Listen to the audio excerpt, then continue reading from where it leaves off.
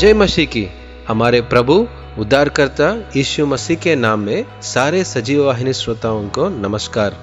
आज के दिन हमारे ध्यान करने का विषय परीक्षणों पर विजय। यिर्मयाह पुस्तक 17 अध्याय 7 का पद में ये लिखा हुआ है कि धन्य है वह पुरुष जो यहोवा पर भरोसा रखता है, जिसने परमेश्वर को अपना आधार माना हो। हम जिस संसार में रह रहे हैं वहाँ कभी हम खुशी और कभी दुखी पाए जाते हैं। परीक्षाएं और कठिनाइयां हमें उदासी में ले जाते हैं।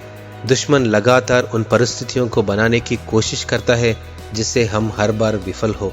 यदि आप वास्तव में विश्वास करते हैं कि परमेश्वर के साथ काम करना एक आश्चर्यकरम हो सकता है और हम परिस्थितियों को संभालने में सफल हो सकते हैं, तो आप खुद से ये 2 सवाल पूछें। आज हम क्या मानते हैं और हम प्रभु में विश्वास का पालन कैसे कर रहा है। कभी कभी हम एक बार तो विश्वास करते हैं मगर काम कुछ और करते हैं। गिनती 23 अध्याय 21 का वचन में लिखा हुआ है कि उसका परमेश्वर यहोवा उसके संग है और उनमें राजा की सी ललकार होती है। बाइबल स्पष्ट रूप से कहती है कि प्रभु इस्राएल के साथ थे और हर परिस्थिति में उनकी जीत होती आई है। यदि हम परमेश्वर के उद्देश्य को, उसकी शाश्वत योजना को जानते हैं, तो वो हमें कठिन और प्रतिकूल परिस्थितियों से कई सीखे और अनुभव को समझाता है।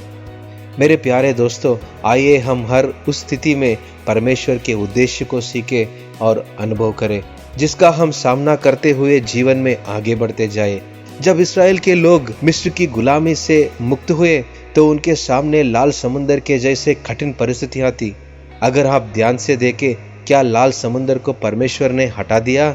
नहीं, बल्कि उसने लाल समुंदर को 2 भागों में बांटा ताकि लोग उसमें से चलकर पार हो जाए। परमेश्वर से जीवन में कठिन परिस्थितियों को दूर करने को ना कहे, उनसे निवेदन करे कि उन पार हम काबू पाए। परमेश्वर को स्तुति करे और जय आपकी होगी। जिताने अधिक समस्या हो, आप और भी ज्यादा उसकी स्तुति करें। हमारी स्तुतियों के शोर से शत्रु भाग निकलेगा और आप शांति और अमन का अनुभव करेंगे। पुरानी बातों को भूल जाइए और उन स्थितियों को छोड़ डालें जिनसे हम निराश थे। यीशु मसीह में नई ताकत को प्राप्त करें। हर वो काम जो हम करते हैं और हर वो फैसले जो हम लेते हैं, आइए हम परमेश्वर के उद्देश्य को समझें और प्रार्थना में नई शक्ति को प्राप्त करें। अद्भुत कार्य करने वाले हमारे प्रभु के माध्यम से नए वादों को प्राप्त करें। अपनी आंखों को यीशु पर लगाइए जो विश्वास का मार्गदर्शक और सर्वश्रेष्ठ है। उसके सामने जो आनंद रखा हुआ है, इसीलिए उसने क्रूस को सहा और अपमान को भी दूर किया और परमेश्वर के सिंहासन के दाहिने हाथ पर बैठ गया। आइए हम प्रभु यीशु मसीह के माध्यम से जीत की ओर दौड़े। परमेश्वर ने इस वचन को आशीष दे। आमीन।